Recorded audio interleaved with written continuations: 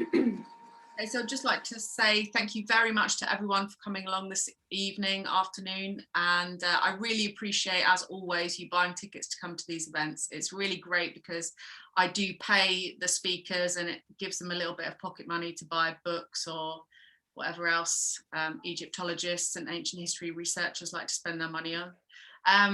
So I've just been chatting to Vanessa a little bit before we started, and I can tell that this is going to be a really brilliant one. I can't wait. It combines a lot of my interests and passions, and we've just been talking about the Bronze Age collapse for a while, so I think you'll enjoy this. So Vanessa is going to do, I think it's a shortish presentation, and then we're going to have lots of time for questions and answers afterwards. And if there's any burning questions that you want to ask, and maybe you're too shy to ask them yourself, you can put them in the chat box and I'll ask Vanessa for you. Or when we get to the end, we'll just open it all up and you can ask questions as and when you want. So Vanessa, I'll hand over to you now. Thank you. Yay. So bear with me. I just want everyone to know that English is my second language, so I'm sorry if anything is not clear enough. Just ask a question in the box if there's anything. And I hope you will enjoy it. So I started to study demons from my interest during my bachelor's in religious studies. And I realized that Sumeria was the cradle of a lot of things that we still believe in today.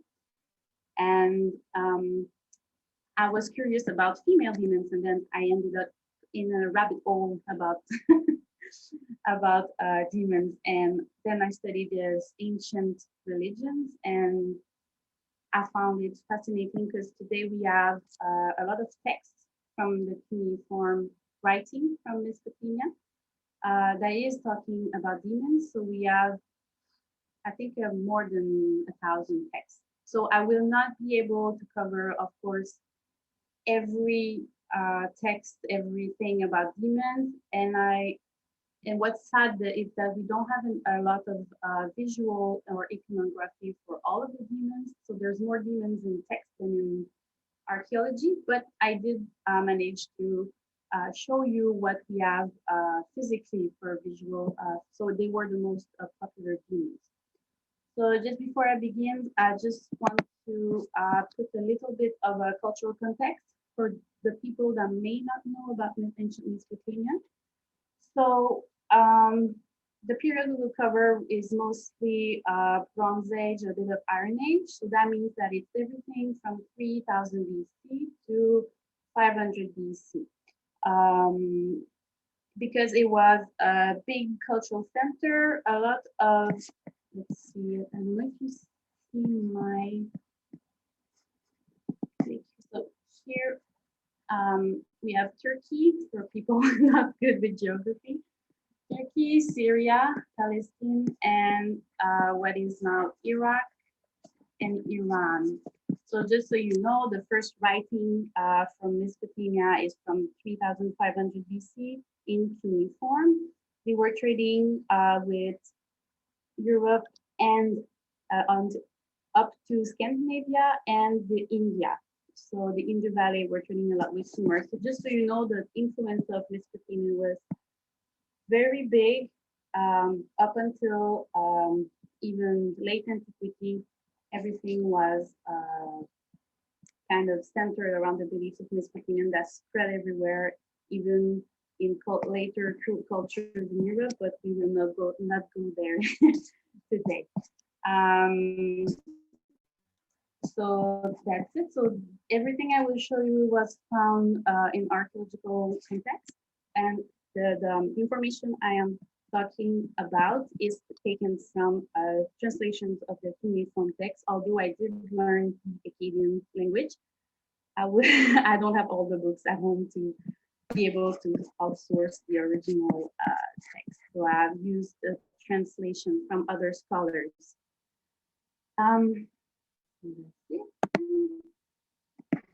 So the notion of demons for ancient Mesopotamia has changed through millenniums.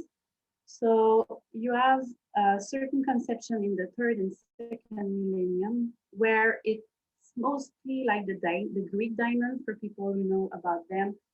That means like at the same time a guardian and at the same time a free spirit that travels in between worlds. So in between our world and the world of the deceased, the underworld.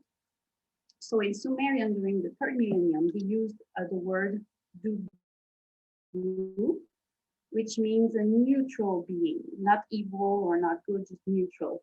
And it's at the beginning of the second millennium that the meaning of demon changes and becomes more like what we conceive them today, maybe more evil. And it's the word Utuku in Akkadian.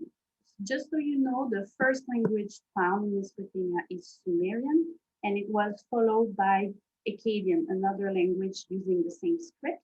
So how we know that stuff is that the Sumerian was translated into Akkadian during the second millennium. So, and it survived through other translations from 500 BC during the Iron Age. So that's why we have the equivalent always between Sumerian and Akkadian, because all the Sumerian texts were translated already during the second millennium. Just so you know. So they are the demons are neither good or evil, but they are seen either as protective or as bad omen. The Otuku eventually started to represent a group of 7 demons. So there are different types of demons. I've put some of them just as information. So you have demons. Most of the demons are created by the great god Anu, which is the great heaven or sky god in the Mesopotamian pantheon. They are messengers, so they will be sent by the gods if something happens to you. So you have to make sure you do not upset someone up there. They don't have a specific home until the second millennium, where in the text, suddenly they live on the world with Eresh Kigal, which is the goddess of the underworld. Other type of demons, they are the most aggressive ones. They are human souls that are trapped here on Earth. And it's everyone that's been dying from an unnatural and violent death. So for example, suicide, young unmarried person, because if you were not married, you were bound to become a demon. Babies also, so everyone that will be dying of unnatural death. And they usually become succubus or incubus, and they torture people at night, or they will follow people at night. So of course, during Mesopotamian times, night was very scary. Other demons are natural phenomena and disease. For example, I already studied once a disease called Samani, which is a big skin disease, almost like leprosis, that traveled into text. This demon traveled into Egypt, where they gave him the name Haku, and they were also pronouncing Samani, because you will see that it's important to know human names to treat them. And I also added that other ways to get tortured by demons was if witches already at that time, 3000 BC. Witches and sorcerers were believed to send demons and curses to people if you had any trouble. So it's more,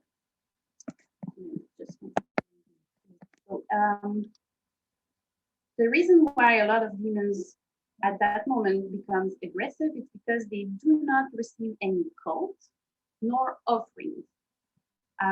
So that's why they are angry. So to appease them, but you cannot destroy them, but to appease them, you need to give them offerings, food, or prayers, so they could maybe find peace or go elsewhere from where they come from. I'm gonna start with the more protected demons. But like I said, they are always neutral, but they were used differently during different periods of time. you will see that it changes. For example, you see here the Lamassu, sorry, the Lamassu, that's an Assyrian Lamassu, so around 800, 900 BC during the Assyrian Empire. They are protectors of temples and palaces. So because the demons could enter any cracks inside the home, so windows and hallways, and of course doors, and the roof, because people were sometimes sleeping on their roofs during the night because it was hot.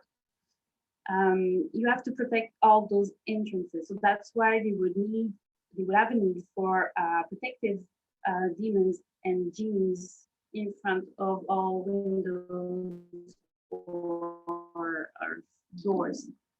So the Lamassu represents a celestial hybrid spirit. They were used to protect against the malevolent spirit. You see, it's a bull body with a human head and eagle wings.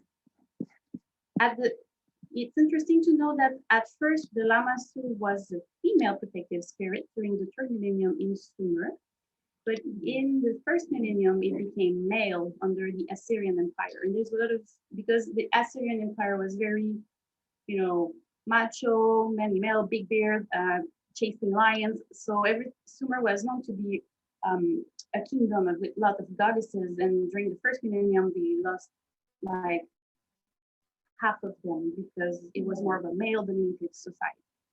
So the female Lama was a messenger spirit who could bring message to the gods and also to humans, and you will see her in a minute. The female Lama, so this messenger slash protective demon female is probably the inspiration for what we call today angels, because that was her function, was to travel between the gods and us. So this one is from Eastern Laksa period, so she's about 2,000, so about 4,000 years old, and she was also guarding thresholds in houses or temples, so sometimes even buried under thresholds. That's why we find a lot of little statues and amulets in the soil. It's because they were literally put there to protect the house. She was sometimes accompanied by the Udo demon, but we don't have any visual representation of this apparently very ugly demon. We didn't find one. But then again, like I told Sarah earlier, we need more Assyriologists to translate more text and to find more objects. So this is an example of Persepolis in Iran, what is called Iran today. Persepolis is still there. And this is the example of, I think it was a palace. Yeah, I think it was a palace. So you can see just how big it was. It was monumental, protecting demons. Here I am standing beside one.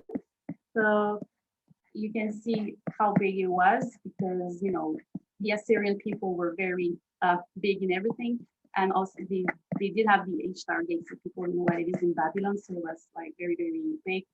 So they need this big creature to scare off the demons. I think this one is from Nimrod. I'm not sure, I don't remember.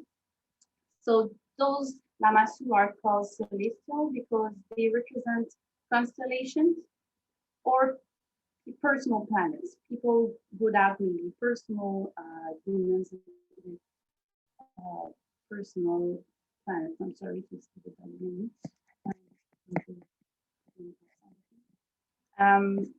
So these constellations and planets were believed by the ancient Egyptians to protect people against the spirit. And here we see the Apkalus. They are called the 7 sages. They come in 3 iconography: human with wings, eagle-headed with wings, and the fishmen. So they are men in fish costumes. The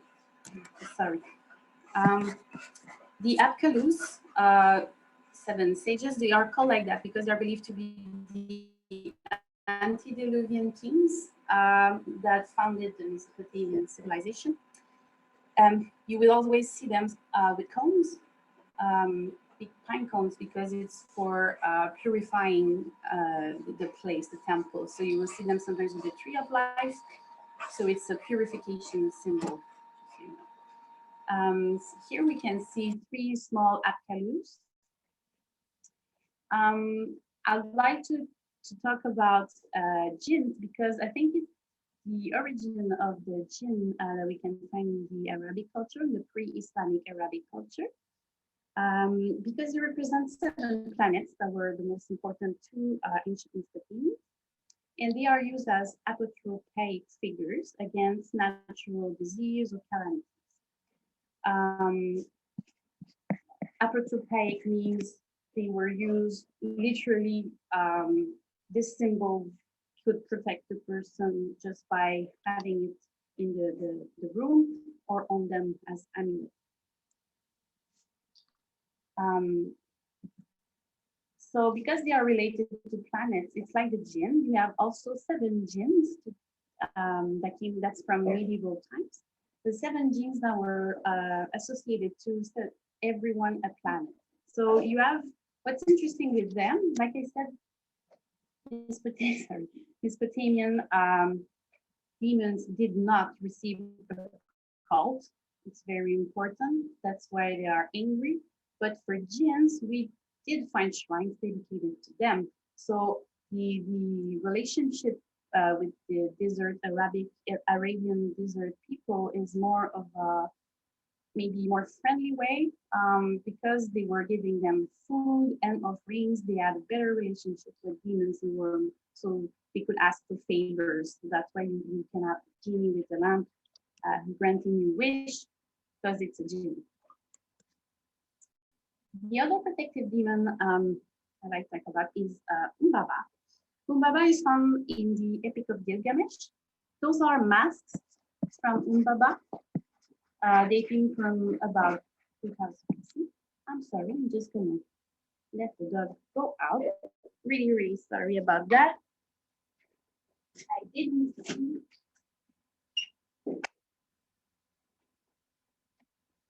I forgot I had the dog with me. Really sorry about that. So Umbaba, he's called a demon because he is scary, and Gilgamesh, the first epic written, will kill him. But Umbaba is the protective guardian of the cedar forest. That was the cedar forest of the god. So this theme in the epic represents the dominion of humans over nature. So that's very sad that he killed Umbaba, in my opinion. So a lot of masks were made of Umbaba. So I think people were still using them as amulets and protective figures. And some scholars think that Umbaba was used as inspiration from the late Greek Medusa with the snake on her head. He also bears resemblance with the very popular Egyptian protective demon Bes. So it could also be an inspiration for this god, as you can see here. So here you have Umbaba, and here you have Middle Kingdom, I think, Bes from Egyptian. So, but also Bes might be from Mesopotamia and transferred to Egypt. The reason for that is that the relationship between Egypt and Mesopotamia were very intense, especially during the late Bronze Age, and the Middle Kingdom had a lot of trading with Syria and Canaan culture, which was very similar to the rest of Mesopotamia. And it's good to note that Bes is a protector of a demon protecting women, children, and dancers. So women liked him a lot. Another very interesting and popular demon is Pazuzu. He also is a protective demon. So unlike the one we find in the Exorcist movie, they used Pazuzu, but as an evil being, it wasn't like that at all. So he was called the King of the South Wind demon. A lot of demons are related to the south wind because it was dry, very hot. So it was seen as something very bad in the Mesopotamian spirit. Um, and also because demons are seen as airy creature that can infiltrate everywhere and cause people to be sick, whether it's too cold or too hot. So he was invoked into amulets and was used to scare other demons that could bring illnesses, especially. So he is very potent for illness, and also for the most feared demons that we will see just after. So here are examples of Pazuzu amulet. So it's his head, and you have a little hole here to put, maybe not the chain at that time, but a little cord. And so they found a lot of them. So he was very, very popular, just like this. So also Pazuzu is a protector of women, especially pregnant women and children, little infants, because they were believed to be attacked by the Lamashtu demon, which is coming now. So Lamashtu, it's very interesting because she is the daughter of a god. So she eats children and kills pregnant women, but she herself comes from divine origin. So what we think is it was a goddess before, and during the first millennium BC, probably, they turned her into a demon. So that's why around that time, the first millennium, we see a lot of Pazuzu, we see a lot of Lamashtu. It's because the belief system has changed during that time. So she probably was a goddess because even the incantation that I've put here from a tablet, they say she is a daughter of heaven, and this is the title of the goddess Inanna.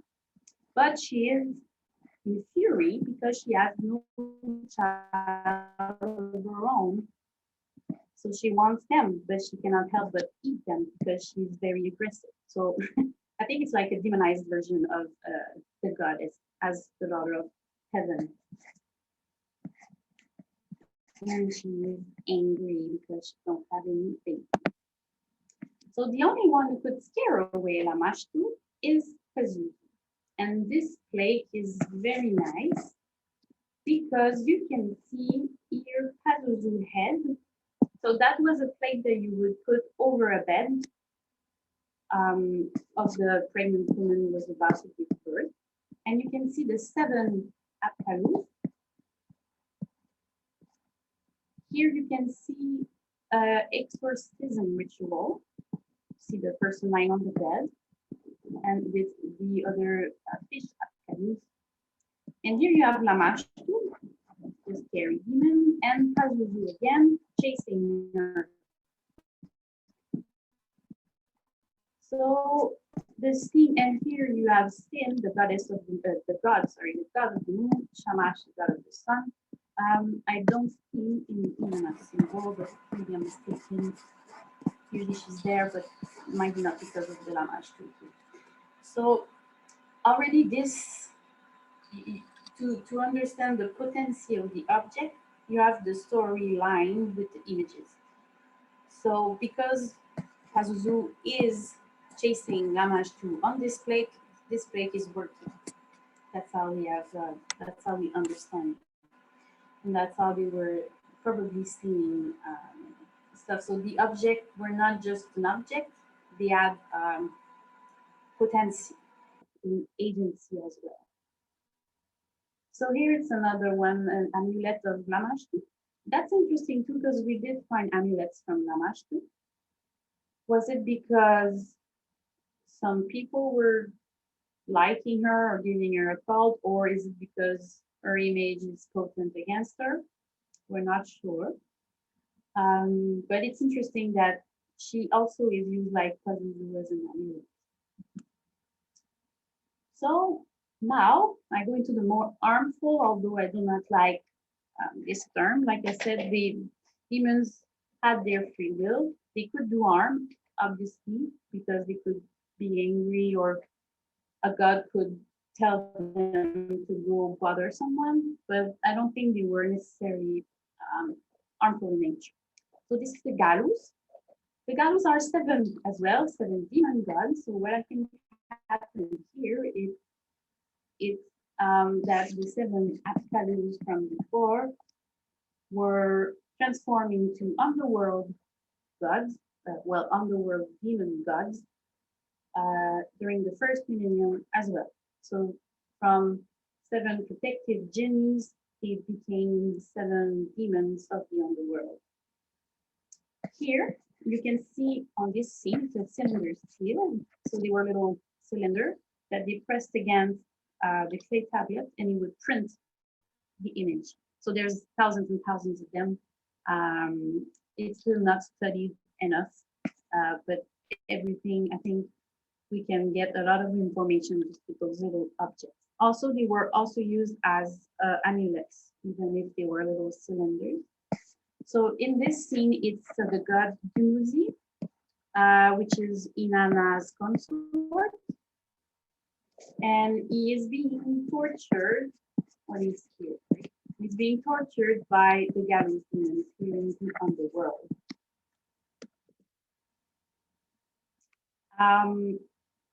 Here it's another scene from a cylinder seal. It's thought to be another scene of someone, or maybe still being told by being tortured again, or maybe they are getting rid of the disease. It's not really clear, but you can see here a minor god because he only had 1 pair of horns, and a demon torturing that person, or maybe he is telling the demons to get rid of the disease. Not sure, again, it's always interpretation, but it's fun when we have text, but we don't have necessarily text with the images, so we have to do a lot of analysis to understand the images. Another one I really like is the demon Anzu.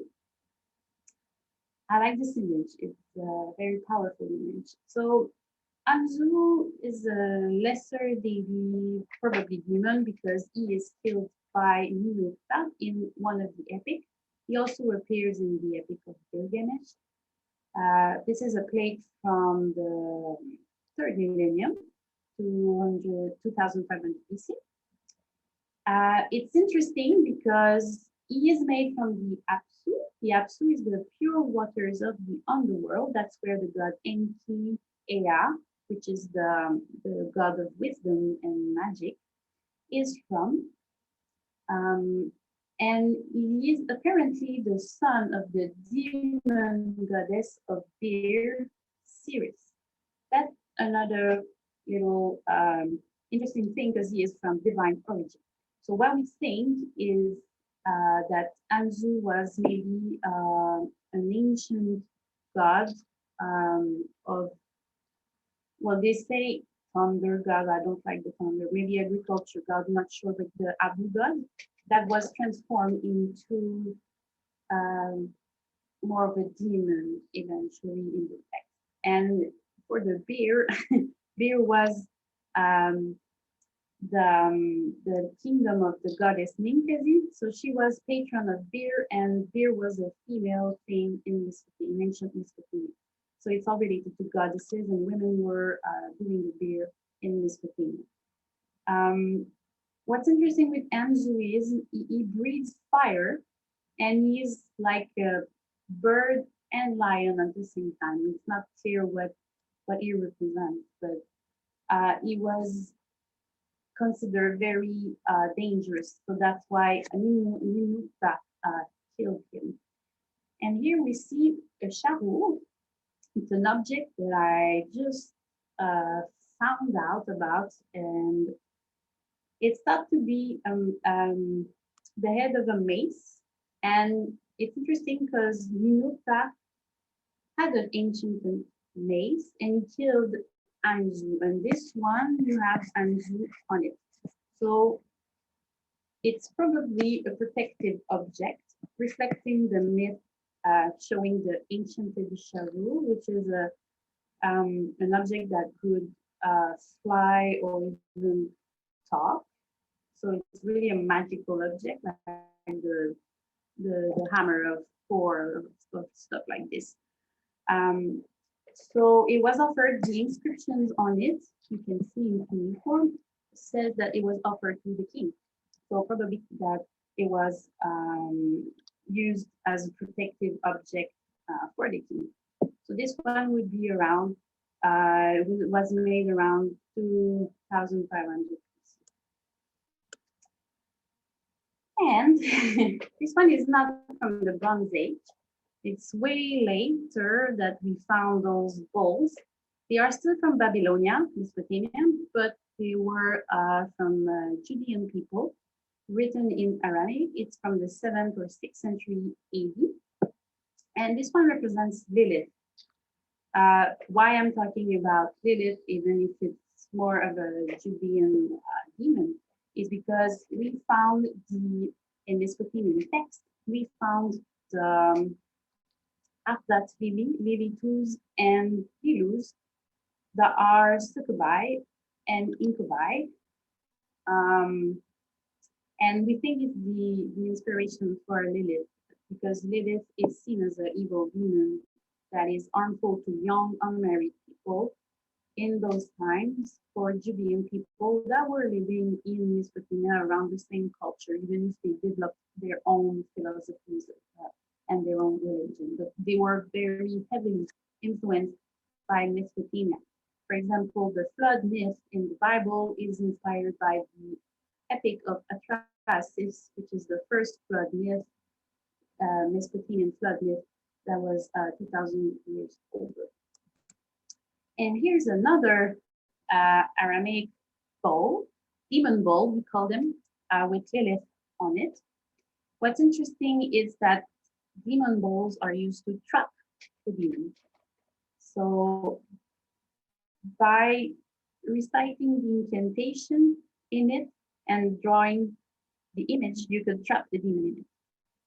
So here there's a little translation of the text saying that it's a deed for divorce, and because Lilith is responsible for the divorce of the couple that they are talking about in the text. She was always associated, like the Abdat Lily, with nocturnal visits to young unmarried men, responsible for pushing unmarried women to suicide and provoking divorce. So how did they deal with demons? You had a specialist. They had two doctors. You had the regular doctors with herbal medicine, astrology, and regular medical care, and you had the ashipu, which was the exorcist. So this one was taking care of psychological issues, or even if you had a physical illness, if they thought it was because of a demon, you would see the ashipu. Like I said, you cannot destroy them. So for that, you have to push them away in the underworld. So that was not an easy task, because you had to find the reason why the person had the disease. So you had to find the name of the god, or which god you offended first. And second, you had to know the name of the demon. And to make sure they would find the right demon that upset you or give you an illness, they would recite all the names, and they would say all the names of the demons they know about, and also say, and every other demon, to make sure they would pinpoint the right one. So here it's a little amulet with an exorcistic incantation that we found. There's thousands of them. Once again, not enough people to study them. And oh, sorry, the image is not very clear. Sorry about that. I had to zoom. Here it's not necessarily an exorcistic scene, but it's a celestial healing scene. Here the sick person is standing in the temple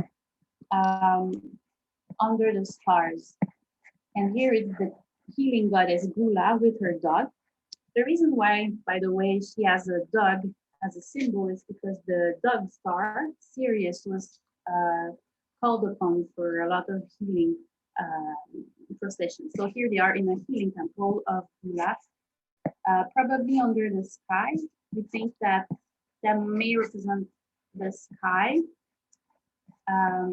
because they were thought to sometimes be open to let the power of the stars heal people.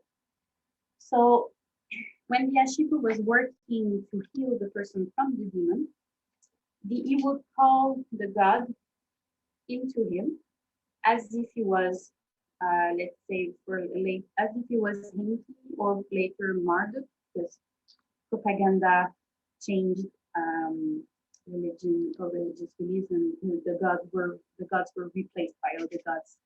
It's a long, it's a complicated thing. So he would call the god in himself, and then he would say that the incantation is about to tell is from an ancient knowledge that Enki, the god of wisdom, gave him a long time ago, because it was believed that only the oldest incantations were working. Then the exorcist would draw a circle made of flour around the bed of the sick person.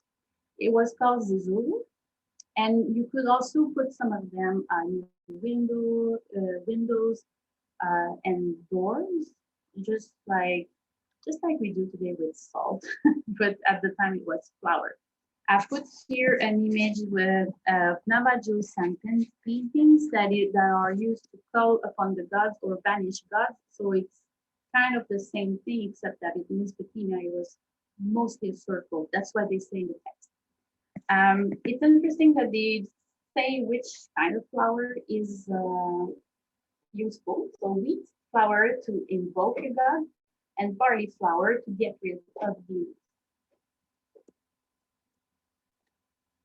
And there were 4 elements used in the rituals to get rid of the demons. The first one was light and sound. So we know they were using some little bells, but I didn't find any visual image of that. And also they used, we think it's a gong because they say it's made of copper, and that after each incantation, it would do a big splash of light and a big resonating sound. And the light here is important because they have this, in Sumeria, they had this concept that gods and other creatures had melamu, which is, when the demon was particularly aggressive, they would shine a lot. It was like a thunder in the sky. It was like very bright. So to scare them, they would do the same with this metal instrument. Also, the sound would make a scary noise to scare the demon off. Also, just like today in any religious ritual, they were using incense, fire, and water. Here it's interesting to know that frankincense was used the most potent incense against evil doings and demons. For the water, they would put an incantation inside it. And they often say that it's an incantation from Eridu, which was an ancient city, believed to be one of the first Sumerian cities, because it was given by the god Enki. So like I said, you have to you have to always relate to the ancestral knowledge of this incantation to be able to get rid of the demon. So by putting this incantation in the vase, the water was now able to get rid of the demon. So they will sprinkle it all over the patient. They would take the incense and put some of the fumes around the patient because demons are made of air, it could be taken away with the fumes of the incense and gone to the god. And finally, they would also light a torch and do a circle movement around the patient with the fire, but not on the person, obviously, but just over the person with the torch. And one of the interesting ritual they would do, they would transfer the demon to another body. So it's called the transference ritual or transference spell. They have a lot of transference spell, and the animal they use is the goat.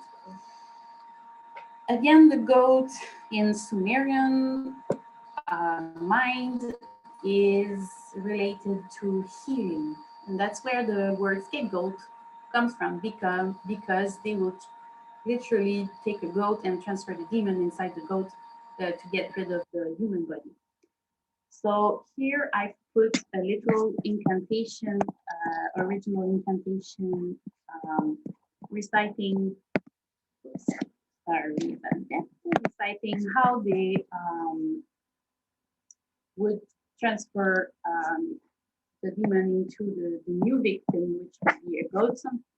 It could be a real one that would be then sacrificed, but also it could be just an image of the goat. So they would take maybe a little amulet, a little statue, say, go, may the scapegoat sustain the breath of life for the victim from your pure, august mouth.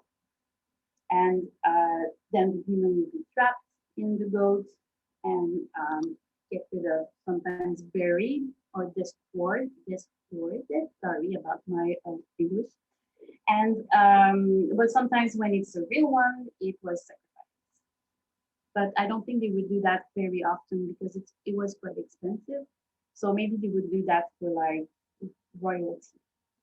And if it's for common people, it would be more like a little goat statue. And I finish with a very popular image called the Queen of the Night. You can find her in British Museum. It was called Lilith. It was called Inanna Ishtar. Now it's called probably Ereshkigal, the goddess of the underworld. But honestly, absolutely no specialists are okay with what it is. It might be a fake, we're not sure. So it has been dated from the second millennium, but I think it might be later than that, like maybe first millennium. And what's interesting and intriguing with this is that she has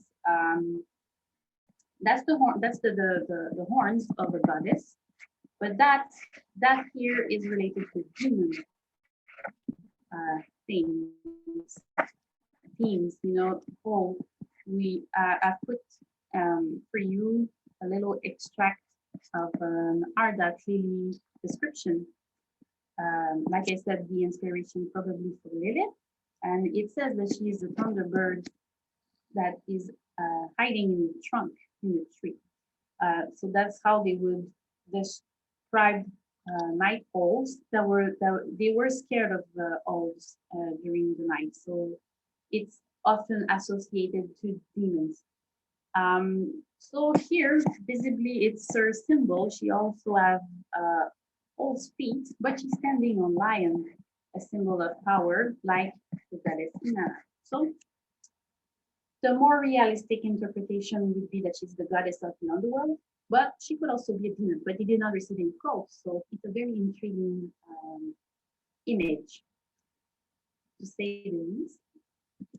So my conclusions are just, we are asking those questions then. Are demons just ancient spirits turned evil by new religions? Because the texts are biased. They are always the idea of the person who wrote it. So they were sometimes ordered to write stuff, the scribes. But regular people could read at that time in Mesopotamia. Are they just misunderstood spirits? Are they really evil by nature? And what I've discovered studying all of ancient religions from Ireland to India, it's that a lot of ancient nature spirits and ancient gods and goddesses were transformed into humans. So it's just a thought. If you have any more questions or ideas, please do not hesitate to share it with me. Thank you. Thank you so much, Vanessa. That was really interesting. That was so interesting. There was so much good stuff in there. It was really jam-packed. Your sound wasn't great though, so I was having to really concentrate on what you were saying. I don't know how anybody else fared. I think I pretty much got everything, but I'll probably watch Oh, thank you. let me just stop the screen sharing. Yeah, I thought there was so many. Maybe I was too quick. It happens. There were so many fascinating things that you brought up in that talk. There were just loads. Did Mesopotamians have the sistrum like the Egyptians had the sistrum instrument for scaring off demons? Would that have been something they would have used? From what I know, they had a lot of bells, flutes, and these metal. So I'm not sure they had exactly the same instruments, but the idea is to make noise.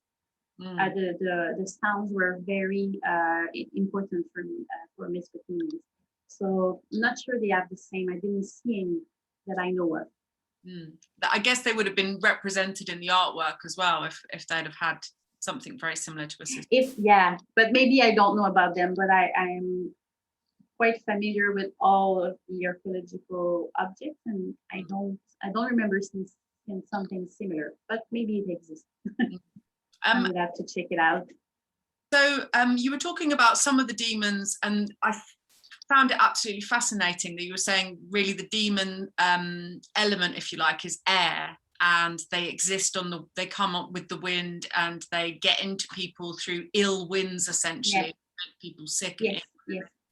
They can go exactly. smoke, which, and incense, that's so amazing. So were a lot of the demons, you were saying that some of them are considered to be the spirits of people that had died but had horrible deaths, had their own business to sort out in a sort of classic ghost way. So did they talk about demons as being ghosts? Was that really their idea about demons, or some of them at least? Some of them, because their conception was that when you die, you go into the underworld, and it's nothing very fancy. It's just the underworld, a bit like the Greek system. And so yes, the people who would die prematurely were turned into evil spirits because they were stuck in between. So they were stuck here on Earth.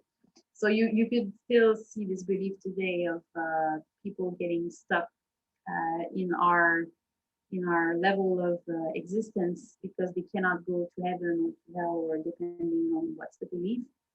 So yeah, it's ghosts basically, but evil ones because they are angry. You can appease them though. So you were saying that some of these beliefs are preserved in the Indian spiritual thought still, even though, like you were saying, you've got Islam and Hinduism over there, there's still this more ancient belief folklore system that exists there. So can you see beliefs that exist in India today that reflect ideas about people being stuck between Earth and the underworld? Well, we see it in the Christian beliefs today. It's a long story how it got there, but it comes from the Greeks, and the Greeks had a lot of their beliefs coming from Mesopotamia. And the Greeks and Romans traveled to India. So there's a mix of original beliefs in India, but also a lot that was brought by the ancient Greek and Roman people to India. For example, today they still worship planets like Mesopotamian, but it was brought to them by the Romans. So I don't say that they did not worship planets, but the way they do it today is linked to Roman culture. So it's a good question about the spirits, because now there's so many religions, and when we say Hinduism, there's no one Hinduism. It's very diverse religious beliefs. We have the Shivaites, Vishnuites, and Tantric, and very, very different. So they all have different visions, but they do have an ancient exorcistic text in India called the Atharva Veda. It's from around 1000 BC, and you see the exact same kind of spells against demons and sorceress, but in Sanskrit. So it's from India. So it's really, really similar. So I would not be surprised to find some of them still believe that people can get stuck on this level, on this plane. We were saying about, when we're talking about the Bronze Age collapse, it does seem that some of these traditions have been preserved in India because they didn't suffer from the Bronze Age collapse like the rest of the Mediterranean. Yes, and also Mesopotamia was not that much center, let's say in Iraq, Babylon and stuff, was not that much touched by the Bronze Age collapse, which was more of Ugarit and Syria and Cyprus and Greece and Turkey. But a little bit more far away in Mesopotamia and even Elam Kingdom, which is in Iran, they were not affected by that. So that's why I think it survived, because a lot of people from Iran and Central Asia, then around at that time, they moved in India, and some of them moved towards Western Europe. So the beliefs close to Sumeria survived because of the people who just moved away. So like we say, the Indo-Iranian, when we call it, it's still disputed, and I'm not really okay with that. But there are people that came from Iran in 1000 BC and they moved to India and moved to Europe. So clearly, that's where the belief system survived. Incredible. I thought the scapegoat ritual was amazing as well. So fascinating. I didn't know anything about that. That's really amazing and makes a lot of sense about scapegoating these days as well. Yeah, and why the goat is always associated to magic and evil and yeah, and this idea of sacrificing a goat as well, obviously, yes, originates with the scapegoat ritual. Yeah, everyone was sacrificing in the antiquity. I've got a question here from Pascal. But like I said, sorry? I was just going to say, I've got a question here from Pascal Michael, who couldn't come along today, so I'll ask you this. Let me just find it. If anyone else has any other questions as well, you're very welcome to ask them. Just see if I can get this to come up. It was something about, are there Mesopotamian demons associated with death that have are serpents with lots of eyes, as you see in Buddhist traditions, Indian traditions, and elsewhere? Do the Mesopotamians have this serpent demon that has a lot of eyeballs? Oh yes, Tiamat. Yes. Once again, it's more, I'm not sure if she has many eyes, but there's a big scary serpent destroying everything that Marduk will slay. It's something that is also happening more in the first millennium, because like I said, every system belief changed between the third and the first millennium in Mesopotamia. So ancient spirits and demons who were seen more as neutral or beneficial became more and more evil with this more masculine civilization of Assyria. So yes, we see in first millennium, at least there are serpents before that, and they are associated with magic all the time and protective goddesses in Mesopotamia. But eventually you have Tiamat, which is an evil one. I mean, there does seem to often be a combination of fire and snakes when these kind of entities are represented, because you have the Uraeus and you have Apep and the Wadjet goddess in Egypt as well. So, and in Manoah, we were talking about Manoah a little bit before as well. There's lots of snake representations there. And like you say, they're often associated with the feminine and prophecy and healing. The healing, yes. And then healing, absolutely. Yes, it's corrupted when they're taken over by male gods and become these kind of destructive, evil, you know, just like we have in the Bible, the serpent that seduces Eve and makes her eat the apple. It kind of gets the serpent gets demonized. I will do for everyone, just when I had an amazing professor, a specialist in the translation of the Bible, and what it says, it's Adam first that eats the fruit. It's not an apple. It never was an apple. We think it might be a fig, because there were no apple in Mesopotamia, because the Garden of Eden is the Genesis is still set in Mesopotamia, because Judean people were living there, Hebrew people. And the snake represents magic. Exactly, the word in Hebrew, that's what it means, represents magic. And because of that, that's knowledge.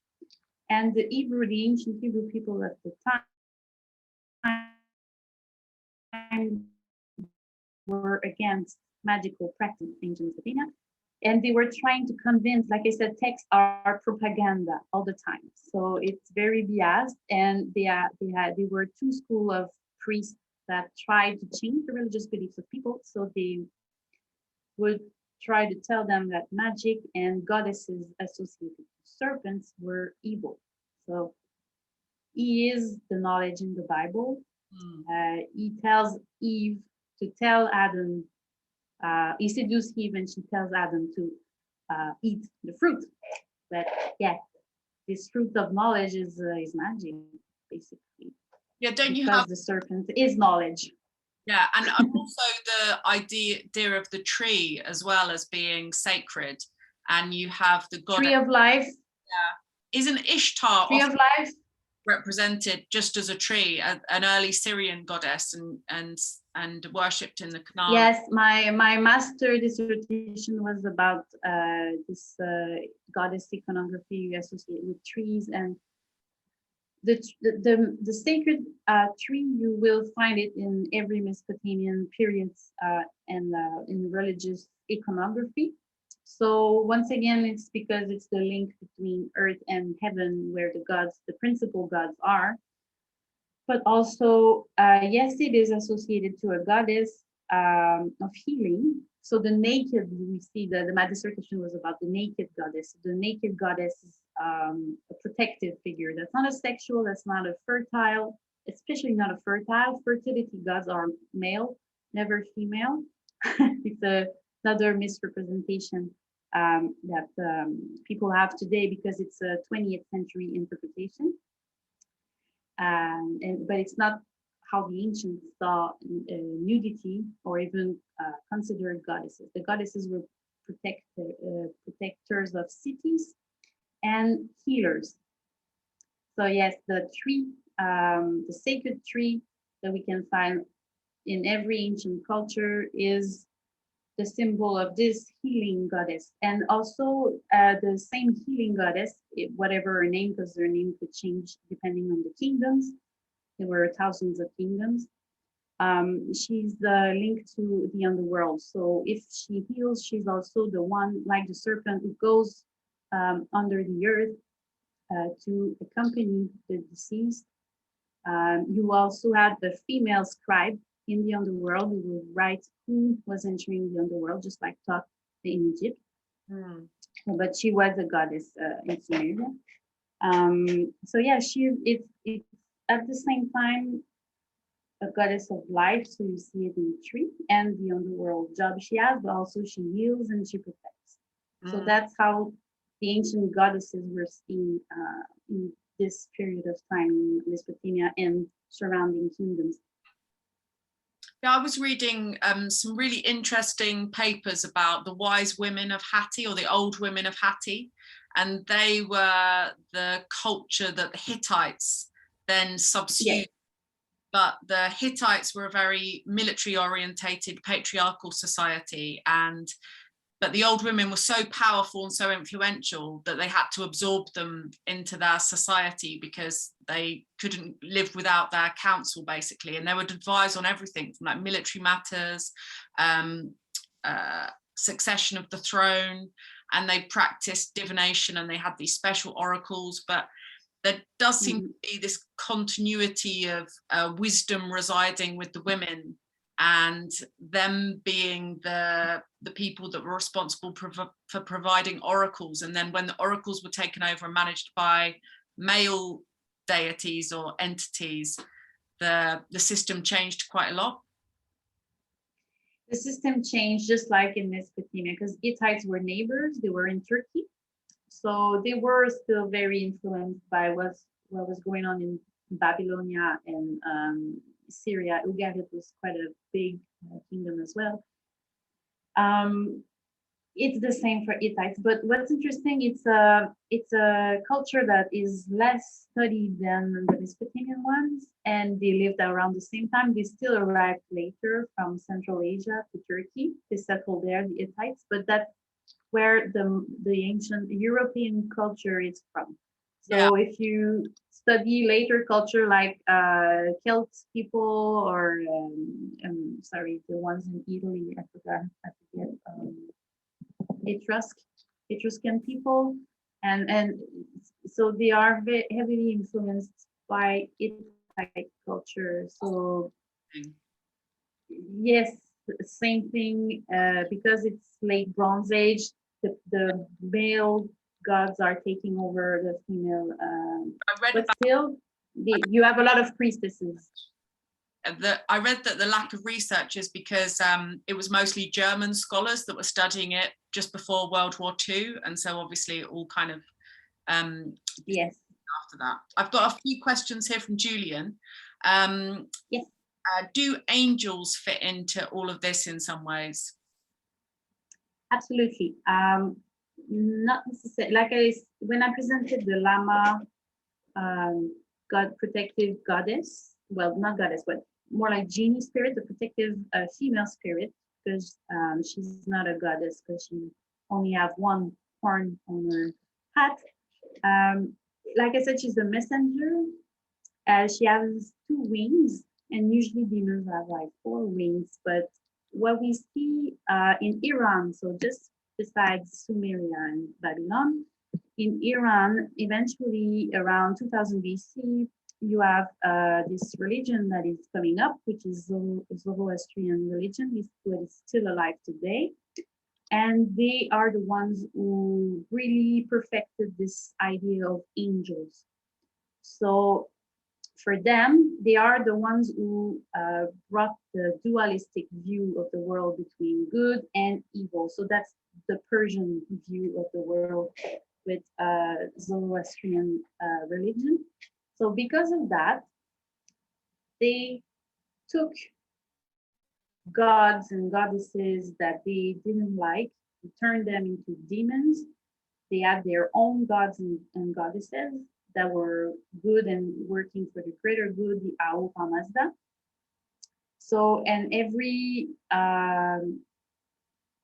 demons or spirits of the surrounding cultures either became angels or demons.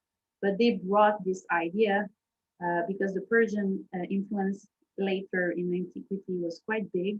The Greeks took upon this this culture, and when they wrote New Testament, for example, it's in Greek. It was during a very big era of the Greek culture and Roman culture. So because of that, it's the same ideas at the moment that were around. It's from Persia and even a little bit still of Mesopotamia. They would call the Chaldeans at that moment. So they took this idea And already the Greeks had diamonds, which is kind of the same concept of genies, personal genies slash protective demons, inspiration that was brought by those beings. So angels in the Christian theology, or even Hebrew theology, comes from Mesopotamia and Iran, absolutely. But it's just that it transformed over time. But because the Hebrew people were assimilated first by the Assyrian kingdom, then the Babylonian kingdom, and then the Persian kingdom, they obviously took their beliefs because they were the winners over them. And that's why they wrote the Bible. It was just to try to find a center of identity for them, because they were always oppressed by those bigger cultures. So they absolutely took angels from Mesopotamian and Iranian beliefs, but and in their own way, they gave them their own names, but they still have the same functions, and it's the angels we know today. It's the messengers of the gods. Mm-hmm. And can we tell when ideas of the succubus and the incubus start? Well, the most ancient texts about this is in the second millennium, so 2000 something. Maybe it was there before, but we do not necessarily either have text or images, especially not images, which is sad because the that Lily is, I think, is the inspiration for Lilith. So that's why I would really love to see images, but we didn't find any. But it started late second millennium. And like I said, I think it's because a few gods were demons, because it was not good to be seen as unmarried. So that's why it's only single people or people who are about to get married that get disturbed by those spirits. So and also a lot of the time you become a demon if you are a woman who died without having a child. Although it was not, that's interesting because population was already big in Mesopotamian times, so they didn't care for making a lot of babies. So they knew abortions and they knew how to take care of not having too much of them. But still, if you didn't have one, it was seen as something bad eventually, because it's not necessarily like that during the third millennium. But the more we advance to the first millennium, the culture changed, and it's more like you become clearly an evil, angry demon if you didn't have a child. So that's where the idea started. Mm-hmm. And around the second millennium.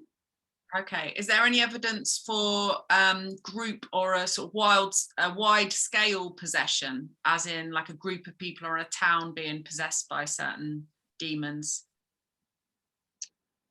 That's a good question. This one I do not know. I would have to read all the text. No, I do not know. This that's a very good question.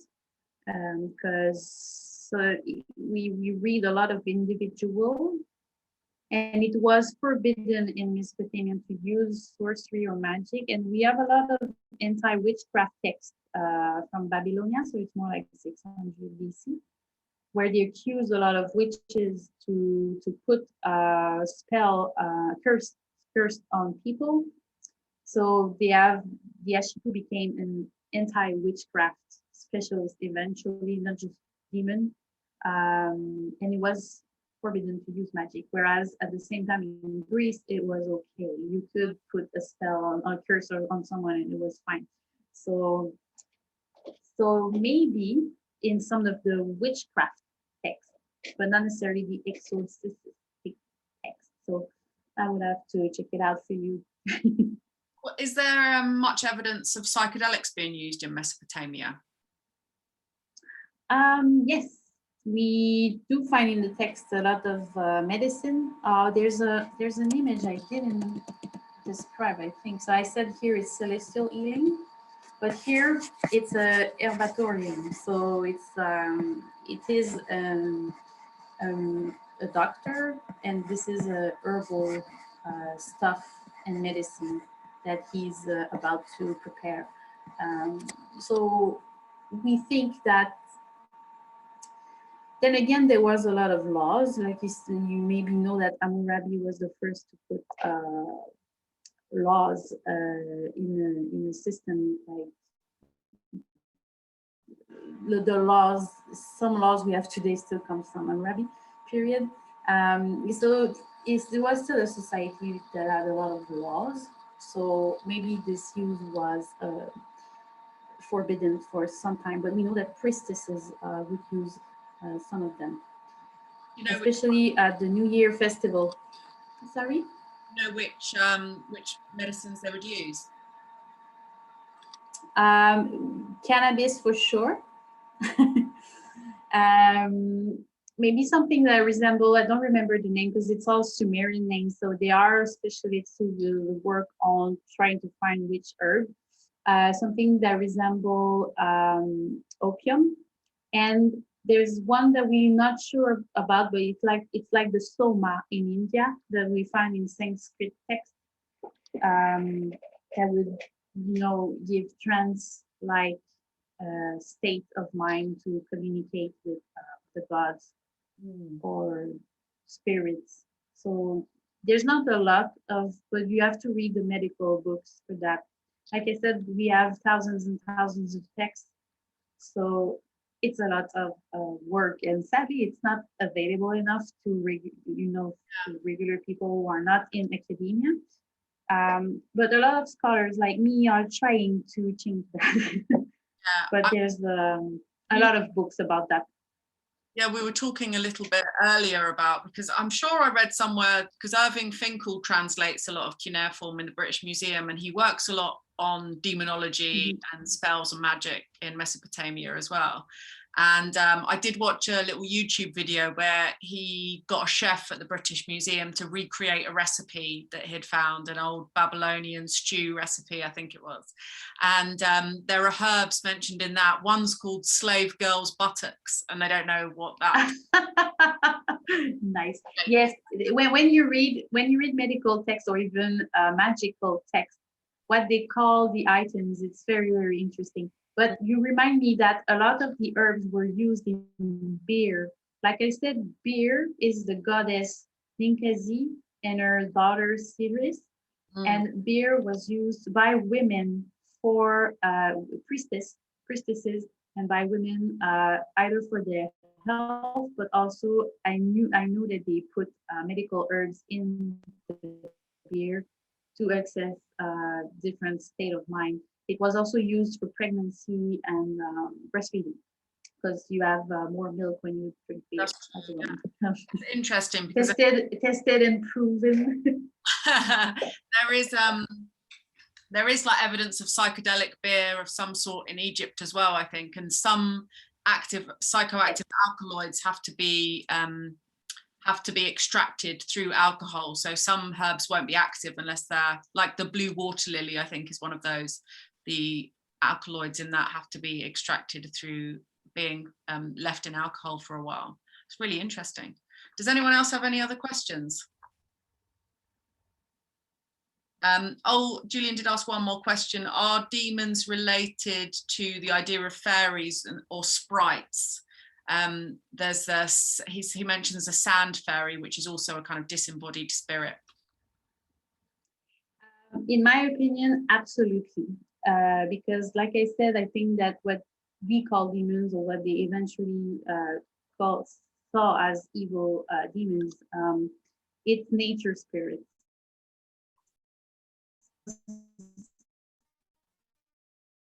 You could find demons for every natural elements. Say demons, but genies, spirits is all from nature.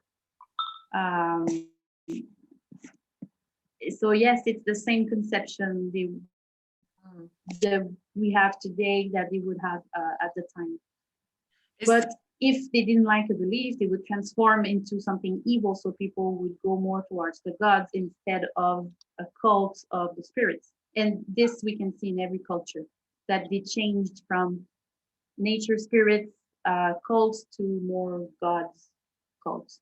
Yeah, I mean, you see it even with the kind of pagan traditions in the UK, and Christians using the same sacred sites, but Christian-sizing them.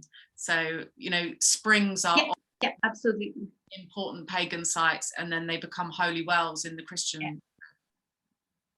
Yes, so every goddesses became a saint. We can say I did a lot of research on that, and absolutely that was happening already in 2000 BC. People were told to change their beliefs by propaganda of text and fear and stuff like that. So absolutely, it's the same. So is there the idea in Mesopotamia that demons or spirits can be conjured up in witchcraft? Can they be created by powerful wizards and witches, or do they already exist in the underworld and the witches? Or, I mean, it sounds like quite a shamanic tradition, especially the idea of exorcism and possession. Yes, so possession was very common, but I don't think the witches were creating spirits. I'm pretty sure they were only using the ones they were aware of. So the elements and spirits already there. Spell seems to create one. They can summon all of them, but create one, no, I don't think so. Is there the same idea in Mesopotamia that there was in ancient Egypt, that by writing things down, you are somehow manifesting a thought form of them? Because when you were saying that when someone wanted to get rid of a demon, they'd say all their names, like sort of Rumpelstiltskin way. That sounds kind of very, very unlike ancient Egypt, where they were very careful to make sure that any written text that showed the demon or image of the demon was like pinned down so that it couldn't harm anybody. It's a writing culture, so words are very important, and that's the reason why when the ancient Hebrew people wrote the Bible, they say that it's the speaking that created the world, and that's why they wrote about it. And it's the same from Mesopotamia, absolutely. Just there's a lot of amulets, so it's only a written script of I wish health upon this person, and they would throw. It's the same way we see in the more later culture. So they would write what they want, the name of the person, the name of the god or goddesses, and put this in water because it's access to the great god Enki and the underworld. Like I said, they have this conception of the primordial waters. They are sacred waters, and it's called the Apsu. So any amulets would be thrown into the water. A lot of spells were made with water, through the water. So, but for this, you have to write so the gods can read them. And images, that's why they had a lot of amulets with effigies of the demons, because they were potent, or the goddesses even. Like I said, you have a lot of amulets from naked goddesses. The nudity is not really important. It's the symbol she represents that is important. So they know it's her because there's a pubic triangle, for example. So they know which goddess it is because of this iconography. So by wearing it, and a lot of sailors were wearing those goddesses' amulets, because by wearing it, you are certain to be protected, because the image has the same power as words. It's the same really as in many other cultures. Like I said, they have a very big influence still on our lives today, but it's a ancient culture that we do not study enough in schools, and they brought us so much. Yeah, I totally agree. I think it's really important that kids are taught about ancient history, because you see the pattern of history repeating itself over and over again, unless you teach a whole generation to learn what mistakes we've already made. So in Mesopotamia, is there much evidence for any kind of, this is for my own personal research actually, I thought I'd sneak it in there just before we finish. Is there evidence for dream incubation rituals or demons associated with protecting people when they're asleep?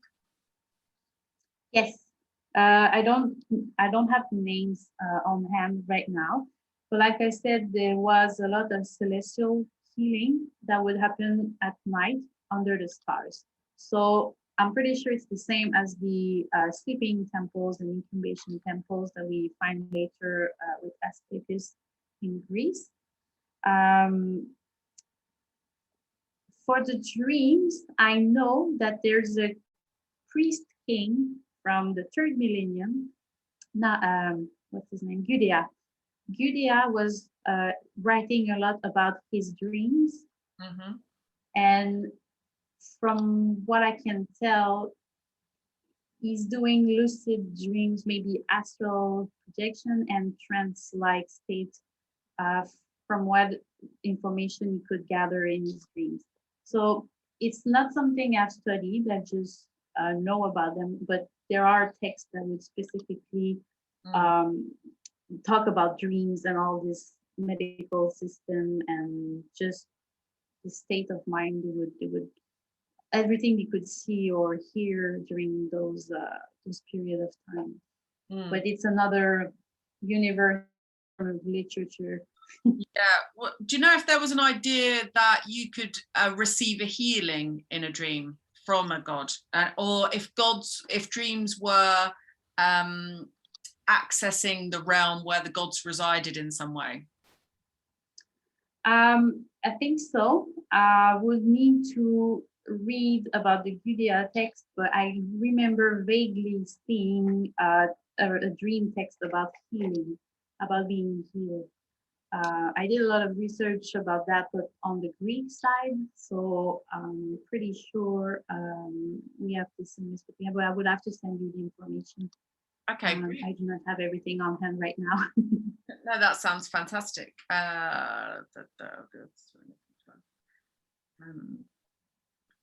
Julian just asks, Vanessa, you mentioned that witches cast spells about these demons, but the authorities went against witchcraft. Does that mean the authorities ended their own beliefs and culture? It's just because it was eventually was very regulated. So the idea is the specialist can work with the divine and the magic, but if you are not a priest, a priestess, or an ashipu, so the doctor of the spirit, you do not have the right to play with divine intervention. So that's why in the 1st millennium, mostly, so it's really starting around 900 BC until 180, that we see this anti-witchcraft spells. So they are using witchcraft against witchcraft, just because they are against women, because they say witches, we could be men as well. So they are against those people harnessing the powers of the divine to use them against other people. So the belief did not end, but eventually we can see the last mages already in 500 BC, they lost a lot of power in Babylonia. So eventually it kind of died off in the fur. I mean, you still have mages with the Persian Empire, but then again, yeah, it didn't survive as well as in Greece or other European culture. So of course magic was still used, because we know I showed you the Jewish demon bowl from the 6th and 7th century of AD. So magic, of course, was and will always be used, but officially it was getting out of the way of the kingdoms, because it was seen as more irrational eventually. Just like with the Greeks, it was seen irrational, but the Jewish people kept all those practices until even today. They still use the same old spells and exorcism and stuff like that. But you have exorcists in all religions: Buddhist, Islam, Christianity, Jewish, of course. So demons exist in all culture, and they still do the same kind of practice to get rid of demons in people. So it's not just a Christian thing, even though it's what we see the most, especially in movies. So you do not have to pronounce the name of Jesus or the word God, get rid of demon, but the principle is there. Like I showed you, that you have to know the name, you have to mention the name of the God of wisdom, the name, you have to act like if you are the God, and you have to name the God. So this is right in what we see in movies, but it doesn't have to be absolutely Jesus, because there are demons in other cultures as well. Other religions, like I said, Buddhism and Islam also have demons and exorcisms. In this role of the Ashipu, what's the etymology of that word? Because I loved how you called him like a sort of spirit doctor. So is that a role to kind of to treat people in this way, like yes. I guess? He is a doctor, but they had two doctors. Like I said, you had the regular medical doctor and the spirit doctor. I would have to send you maybe because there's not really an etymology, because it's the first written language, so it's the first word they used. But there is a meaning, like more literal, maybe, that I can just won't remember what it is right now. I just always called the Ashipu. But I know it's something like spirit doctor. So it's yeah, it could be like a shaman, really. It is the specialist of spirits. Absolutely. But for communion with gods, you would go see priestesses. Yeah, that's interesting. Okay, Vanessa, that was absolutely fantastic. I'll let you go now and okay. see to your baby for your like 2 hours relaxation a day. Are you getting that relaxation? Yes, she's asleep now. I'm pretty sure my husband put her to sleep. Yay, relaxation. Thank you very much. Thank you so much. This talk. I hope everyone enjoyed, and don't hesitate to write to me if you have any questions. Everyone, you're more than welcome. Brilliant. Thank you so much, everyone. Thank you. Bye-bye. Thank you.